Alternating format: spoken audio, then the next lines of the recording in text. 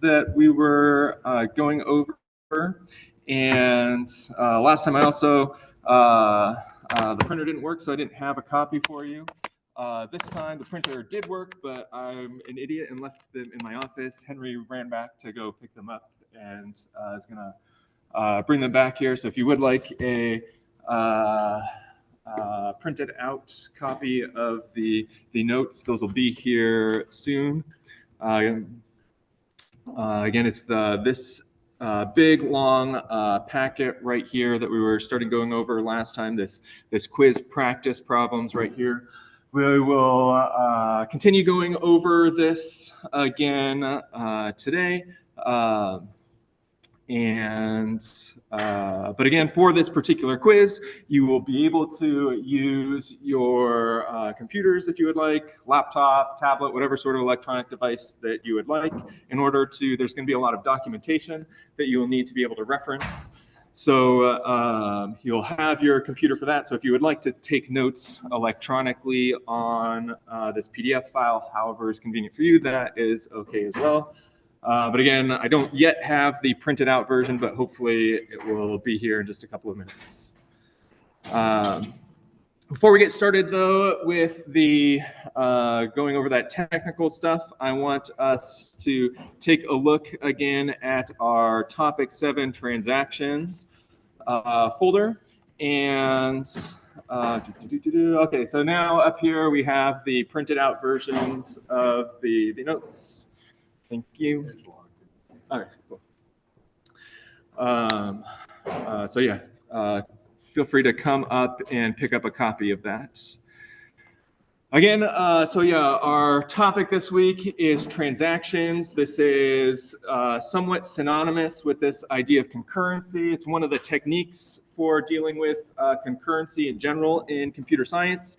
And last time we talked about, we started talking at a high level about concurrency. I mentioned some of these, well, I started mentioning that this is like hard and widely considered one of the hardest problems in computer science. Definitely the material that we're going over right now is the hardest material that we will have in this class. So we're sort of peak hardness at this point. From here on out, after we're done with this set of notes, everything will be easier than this. We talked about there's these lots of different techniques and different systems in order to deal with concurrency. But again, we're focusing on this idea of transactions and locks. And in our notes packet last time, we started talking about this idea of transactions. We'll continue that this time and see how that interacts with this idea of locks. Again, our packet is preparing us for the quiz that will happen next week. No quiz today, no homework this week. And again, no homework this week because this material is both very difficult and very important. And so I want to make sure that you have time to be able to properly prepare yourselves for this, this material. Okay, bullet point 4 here. So again, we're not going to have time to cover absolutely everything in class. And so you will need to reference the Postgres documentation. And we're going to start today's class by just doing an overview of what that documentation looks like and how to use it for the quiz. After we talk about that a little bit, then we'll go back over to the PDF file and start going through more problems. I do recommend for this week that you spend some time actually like just reading the references that I have down here end to end. It won't take you too long, maybe, I don't know, hour or two max to read through all the links that I have. But again, this material is going to be important for this quiz, and it's going to be important for your future assignments in this class, basically everything else in this class. Even though I'm saying the difficulty is going to be downhill, it's still going to depend on this material of transactions and locks. And so, yeah, just reading that through that documentation now will save you much, much time in the future dealing with problems that are very, very difficult to debug and understand. Okay, so there's several sets of links that I have here. This first set of links is straight from the Postgres documentation. This documentation in Postgres is famously excellent. So Postgres has the reputation of having about the best documented software that exists. That said, the documentation is extremely terse and potentially difficult to work through the very first time that you are approaching this material. So besides the Postgres documentation up here, there's also some more tutorial style things down here. So last time in particular, we were talking about these isolation levels between transactions. If things are still not fully clear to you about that, this would be a good tutorial to look at. And also today we're going to be getting into this idea of locks, and here's a good tutorial link about locks if that material is confusing or you want a review of that. Coming up back here to this first link right here, within each of these links, I have a description of the things that you are responsible for and not responsible for. So last time, so this first link right here is about the transaction isolation levels. Last time we talked about this repeatable read isolation level. Lots of people had very excellent questions about that. This is the official documentation on how the repeatable read will behave. And you are also responsible for these other two read uncommitted and read committed isolation levels. This one happens to be the default in Postgres, read committed, and we're not going to talk at all about read uncommitted in class. And so you will have to read through the documentation here to learn about that. In the documentation, there's also this fourth isolation level called serializable, and you will not be responsible for that one, though. Any questions about anything administrative or this sort of stuff? Yes, Abhijit.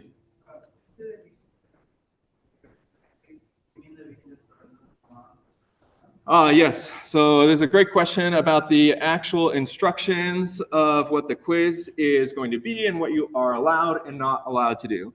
So the actual instructions right here are the same instructions that you'll have for the quiz itself.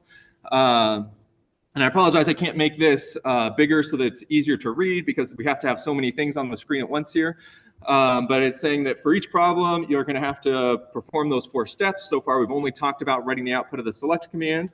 But then this last point down here says you'll be allowed to use the computer to access the internet, basically to reference the documentation links that I have. But you will not be allowed to connect to Postgres and run Postgres commands. So I'm trusting you all to just not type in these commands on a Postgres instance during the quiz and just access the documentation. Does that answer your question?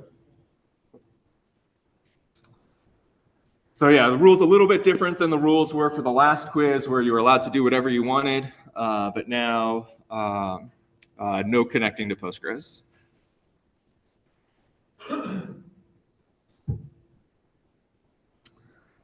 Okay. So, looks like I am not connected over here to the Lambda server right now on these terminal screens. So let's start by making sure that we are connected. And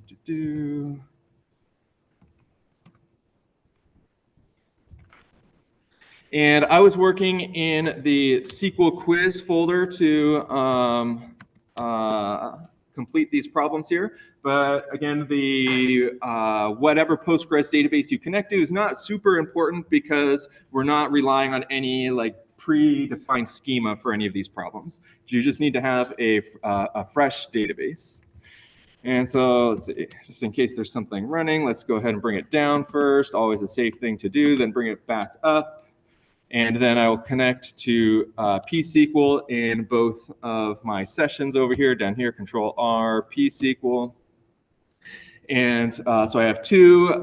It is important that both of these 2 terminal windows were connected to the same folder so that when I run the pSQL command, they connect to the same database. We are testing how they interact with each other, so they do need to be connected to the same database, but they don't. But it doesn't matter what folder that is. And then last time we started talking about this section 1 up here, the basic transactions, and we saw how commands in one terminal or in one session can affect commands in the other session. In particular, all of our examples so far have had inserts on this session 1 over here. I've been using the top right screen as my session 1 where I've been typing in those commands. In session 2, we've been having a bunch of selects. The bottom right screen are selects. And we've been seeing how the transactions, putting the begin and the commit statements in different places affect things, and how the different isolation levels affect these select statements as well.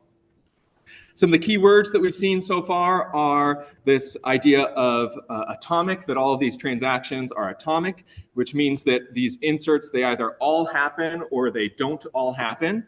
Another key word that we've used, but I don't think I wrote it out anywhere, is isolated, that transactions are isolated from each other. And there are these 4 different isolation levels about how these transactions, these guarantees that they can have between each other. And so we talked about a little bit about those isolation levels. Again, the repeatable read being the most interesting of those. Again, whenever you have your begin statement over here without explicitly saying what the isolation level is, the default in Postgres is this read committed isolation level. So if you want to know more about how that's going to behave, again, this link right here is the thing to read. But today we're going to start by coming down to this next section, number 3 with explicit locks. And we're going to be talking about locks inside of Postgres and how locks behave. The big picture idea about locks is they're going to allow us to enforce some sort of data integrity conditions on our database. In your lab this week, so we will have a lab tomorrow. In your lab, we'll see some of the purposes about why we would want to have locks. We'll do an example building off of our bank example that we previously worked on, seeing why you might need to have this lock idea to maintain consistency in your database. But for the quiz, again, we'll focus less on the why and the how and more just on the mechanics of what these locks are doing. So we'll start here on problem 10. And again, I have my 2 database connections, P-SQL connections open here, session 1 in the top right corner, session 2 in the bottom right corner. And whenever you're working on one of these quiz problems, you'll want to make sure that you have 2 sessions open at once, and it'll be much easier if you have them open where you can see them side by side like this, rather than like one behind the other where you have to switch tabs. Again, starting on problem 10 here. Any questions on where we're at or what my current setup is, what we're doing?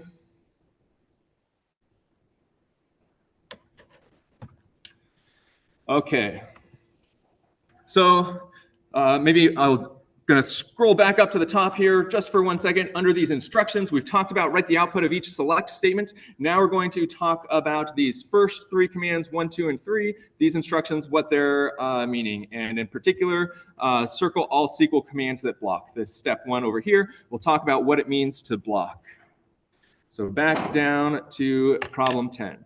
On the top right corner, maybe I'll try zooming in one more time. See if everything still fits. We'll do the create table, that is spelled correct, T, A, int, like this. So again, on each of these problems, the column, each column represents 1 session connected to P-SQL. Then in the room here. Each column represents 1 session connected to P-SQL, and each row represents a unit of time. So at time 1, I typed in command create table T into this session 1 terminal window. And there will only be 1 command at each unit of time. You'll never have a situation where there is at the exact same time 2 commands being ran in both of these terminal windows at the same time. It'll always only be 1 command at a time. So I just did time step 1 right here with this create table T. Now time step 2 is the begin command up here, and then lock table T in exclusive mode. Hopefully no typos there, and hit enter. And we don't know what this does yet, but it executed successfully. Now session 2 over here on line 4, we enter in a transaction, begin like this. And now line 5, we're going to lock table T in share mode. block table T in share mode like this, semicolon, hit enter. And you can see now right here that when I hit enter on the end of this line, the prompt no longer appears, that I can type on my terminal over here, but these, I can't actually run commands right now. This is what we call blocked. And so our problem prompt, what we're supposed to do when we have a command that blocks, is we're supposed to circle it. And so you can just circle the line number, that's fine. You can circle the whole command if you'd like, that's fine. You just have to identify that this command right here blocks. And again, blocking means that this command, this session over here, lock table T in share mode, is not allowed to make any more progress. You're not allowed to type in commands.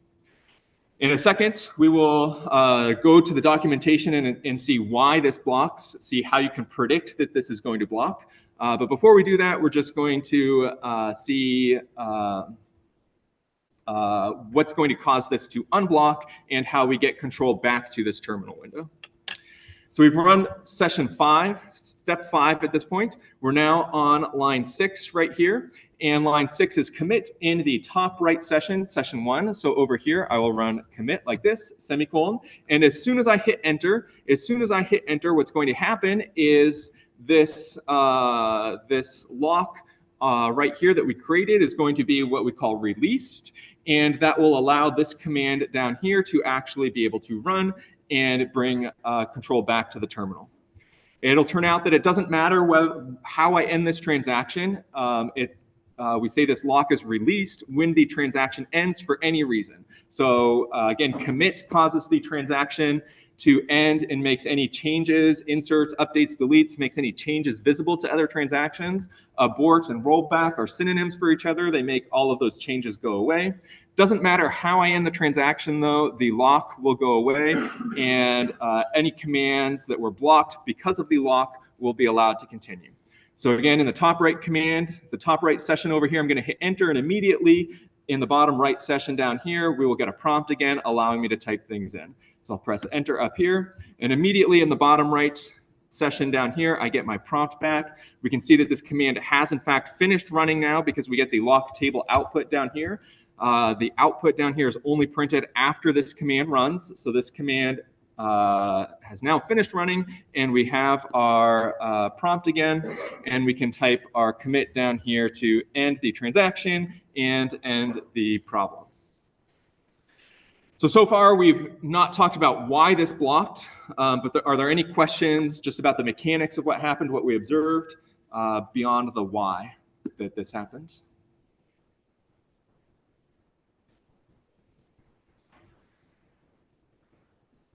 Okay, question.